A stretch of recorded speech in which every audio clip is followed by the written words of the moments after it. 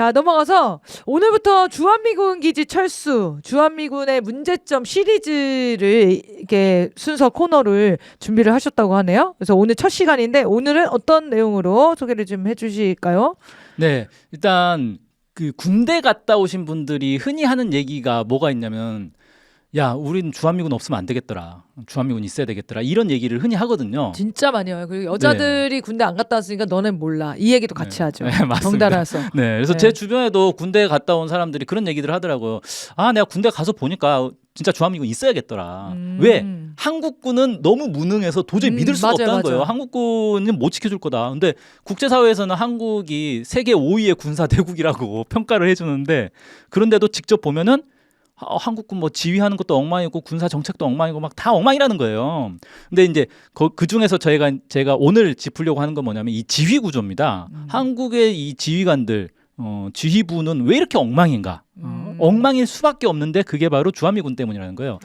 그래서 저는 어떻게 얘기를 하냐면은 한국군이 엉망이라서 주한미군이 있어야 되는 게 아니라 주한미군이 있어서 한국군이 엉망인 거다. 그러니까 주한미군이 없어야 한국군이 이제 제 실력으로 되돌아가는 거다. 네. 이렇게 얘기를 하거든요. 자, 일단 이 주한미군 때문에 한국군의 이제 지휘 구조가 엉망이 된 건데, 이게 현재 지금 한국의 지휘 구조라는 건 평시에는 합참이 지휘하고 전시에는 한미연합사가 지휘하는 구조잖아요. 네.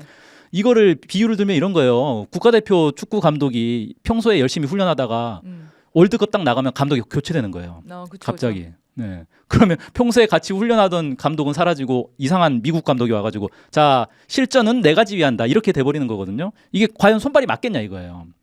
자, 근데 여기서 제가 이제 궁금한 건 뭐냐면, 평시에는 합참이 각 부대들을 지휘하거든요. 그러니까 어느 부대 어디로 이동해 이런 것들을 합참이 지휘한단 말이에요. 합참 의장이 명령을 내리게 돼 있어요. 그런데 그럼 전쟁이 나면 합참 의장은 뭘 할까? 그러네요. 한미연합사 밑으로 들어가는 건가요? 그냥 집에서 놀아요. 합참 의장은 역할이 없어요, 전시 상황에는? 네, 없어요. 어머. 이게 정말 황당한데 1994년에 평시 전작권을 이양을 한 거잖아요. 그래서 평상시에는 우리가 이제 지휘를 하자라고 해서, 그럼 누가 지휘하지? 그래서 이제 합참이라는 걸 새로 내온 만든 거예요? 네, 그때 내왔어요. 네. 그러면 합참이 이제 내왔으면 평상시에는 합참은 무슨 일을 하다가 전시에는 합참은 무슨 일을 해야지, 이런 것들을 규정을 해야 될 거 아니에요. 그 규정을 제대로 만들어 놓지 않은 거예요. 왜 제대로 안 만들었냐? 미군이 있으니까? 그렇죠. 어차피 미군이 알아서 다 해줄 건데 뭐 우리가 그런 규정을 또 만들고 그래. 그러면 전시가 들어가면은 우리 군대가 엉망일 수밖에 없겠네요. 엉망이 지휘를 할 사람이 없어지는 거잖아요. 미국의 지휘가 없으면은 어떤 그 결단도 못 내리는 상황이 되는 거잖아요. 그렇죠. 그러니까 합참은 권한도 없고. 합참은 사실 할 일이 없어요. 주한미군이 알아서 다 해줄 건데, 주한미군이 알아서 지휘 다 해줄 거니까. 합참이 그럼 평상시에 진행한다는 거는 무슨 훈련을 진행하는 거죠? 자, 그래서 이제 네. 아까 이제 훈련 얘기하셨잖아요. 예를 들면 국가대표 훈련을 하는데 실전 월드컵에서 실제 감독을 할 사람이 훈련을 시키는 게 맞잖아요. 그래야 손발이 맞을 거 아니에요. 그러니까 한미연합 훈련할 때 그럼 지휘를 누가 하지? 우리 합참이 하냐? 아니에요. 주한미군 사령관이 합니다. 그렇죠. 그러니까 한미연합사가 그 평시에도 한미연합 훈련을 할 때는 지휘를 해요. 그러면 이건 평시에만 지휘한다는 거랑 위반되는 거잖아요. 네. 그래서 이게 뭐냐? 연합 권한 위임이라고 해서 영어 약자로 이제 코다라고 하는데, 이 비밀 조약이 있어요. 내용이 공개가 안 됐어요. 이런 조약이 있다는 것만 알려져 있지. 거기에 따라서 평시에도 한미연합사가 어떤 영역들은 직접 지휘한다라고 돼 있는데, 내용을 모르니까 우리는 평상시에 한미연합사가 어디까지 우리 군을 지휘하는 건지를 모르는 거예요. 근데 일단 한미연합 훈련은 한미연합사가 지휘하는 거는 이제 확인이 된 거고, 나머지는 공개적으로. 뭘 하는지를 모르는 거예요. 그러면 만약에 내란을 일으켜 부대를 움직여 내전이나 내란 상황에서도 한미연합사가 지휘한다라는 게 이 조항에 있으면 미국이 지휘할 수도 있는 거네요? 그렇죠. 근데 우리는 알 수 없는 거고요? 그런 조항이 이 조약에 있는지 없는지를 우리는 확인할 방법이 없는 거예요. 그러면 사실 그 내란 당시 합참의장이 한 행동이 너무 이상하긴 하네요. 뭐 또 잘 몰라 하는 것 같은 느낌이 있었잖아요. 대충 진행하는 느낌은 아는데 거기서 자기가 주요 역할이 없는 것 같은 그 느낌이었거든요. 그렇죠. 그러니까 계엄군 사령관도 합참의장 안 시키고, 그렇죠. 박한수 씨였잖아요. 이게 뭐냐면 합참의장이 되게 어정쩡한 처지에 있는 거예요. 우리 군에서. 비상 시기에는 합참 의장이 하는 역할이 없기 때문에 내란이나 전쟁 당시 전쟁이 막상 터지면 그동안 지휘했던 합참의장은 완전히 뒤로 물러서고 다른 사람들이 뽑혀서 박안수를 임명한 것도 그런 의미였겠군요. 실질적으로 지휘할 수 있는 사람을 임명해야 된다는 거였겠네요. 근데 그것도 좀 애매한 게 뭐냐면 육군 참모총장 같은 경우는 군령권이 없어요. 군정권만 있고. 이게 또 다른 나라 군사 전문가들이 되게 헷갈려하는 거거든요. 군정권과 군령권. 예. 그러니까 합참의장은 군령권만 있고 군정권은 없는데 각 군의 참모총장, 육군 참모총장, 해군 참모총장 이런 사람들은 군정권만 있고 군령권이 없는데 이게 뭐냐면은 군령권은 부대를 지휘하는 네. 권한이고 군정권은 뭐냐면 인사권이라든지 평상시에 그런 뭐 그런 걸 네네네. 얘기하는 거예요. 네. 그러니까 육군 참모총장 같은 경우는 인사권만 있지 실제로 또 지휘하는 사람도 네, 아니에요? 육군 부대를 지휘하지는 못해요. 그런 권한은 없어요. 엉망진창이구만 진짜. 엉망진창이네요. 그래서 이 군 전문가들도 도대체 한국군의 지휘 체계는 도대체 이게 뭐냐 도대체 이런 이제 되게 헷갈리는 상황이 발생할 수밖에 없죠. 아 그러네요. 이게 지금 실제로 2010년 연평도 포격전 그 당시에도 이것 때문에 논란이 있었나요?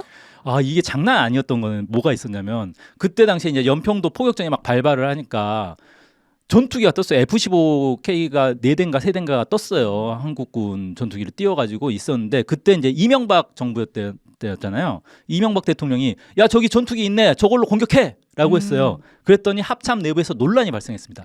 야 이거 우리가 공격해도 돼? 이게 전시야 평시야? 예, 이거 우리 권한 맞나? 미국한테 물어봐야 될 것 같은데? 그래가지고 일설에는 미국의 그 미7 공군 부대에 연락을 했더니 당직 사관이 받았어요. 저희 공격해도 됩니까? 당직 사관이요? 네, 당직 사관이 받아가지고 저희 이거 공격해도 됩니까? 그러니까 아 그걸 왜 나한테 물어보세요? 라고 했다는 그런 일화도 있고 아무튼 합참 내부에서 이게 논란이 이제 끊이지 않았는데 왜 이렇게 됐냐면 원래 항공 작전은 미7 공군이 통제를 하고 있었는데 1994년에 평시 작전권이 한국에 넘어왔어요. 그런데 그 뒤에도 교전 규칙을 개정을 안 한 거예요. 평시에는 어떻게 할지 이런 게 규정이 없으니까 당연히 그 이전 규정, 그러니까 평시에도 전시에도 작전권이 미국에 있을 때만 생각하고 당연히 미군 허락 받아야지, 미군 승인 받아야지라고 했고 어디서는 그걸 왜 지금 평시인데 왜 미군한테 허락을 받냐? 그냥 우리가 공격하면 되는 거 아니냐라고 해서 충돌이 발생했는데 심지어 이 논란이 그러니까 연평도 포격전 끝나고 나서 일주일이 지나도록 해명이 안 됐어요. 해결이. 그래서 결국은 일주일 지나서 합참의장이 야 이거 미군에 문의해. 그렇게 해서 미군에 질의서를 보냈더니 미군에서 답변서가 왔습니다. 그거 한국군이 알아서 결정할 일이다. 라고 했는데 한국군이 알아서 결정한다는 표현도 되게 어정쩡한 거예요. 그러니까 공격할지 말지를 너네가 결정하라는 건지 아니면은 뭘 결정하라는 건지가 좀 애매한데 지금은 어떤 식으로 해석을 하고 있냐면 이 군사 분계선 일대에서는 실제로 또 유엔사가 비무장지대를 관할을 하고 있잖아요. 그래서 유엔사 교전 규칙이 또 적용이 된단 말이에요. 그러다 보니까 고강도 대응은 한미연합사가 지휘하고 저강도 대응은 합참이 지휘한다. 라는 식으로 해석을 하는데 그것도 그럼 고강도와 저강도의 기준은 뭐야? 어떻게 판단해? 그 판단 또 미국한테 물어봐야 돼요? 이게 저강도입니까 고강도입니까 또 전화해봐야죠. 그래서 이게 너무 모호하다 보니까 심지어는 이제 어떤 식으로 해결을 또 하냐면 윤석열 정권 때 즉강 끝이라고 한참 유행했잖아요. 즉시 강력하게 끝까지 이게 뭐냐면 일선 부대한테 야 북한에서 도발하면 즉강 끝으로 대응해라는 건데 이걸 일선 부대장이 판단할 수 있냐 이거예요. 근데 왜 이렇게 얘기를 하냐면 합참이나 국방부 선에서는 미국하고 이게 협의가 잘 안 되니까 난 모르겠어. 난 책임 못 지겠어. 그러니까 일선 부대 니네가 알아서 하고 나중에 이게 미국에서 이거 이러면 안 되는 거였다라고 하면 너네가 책임져.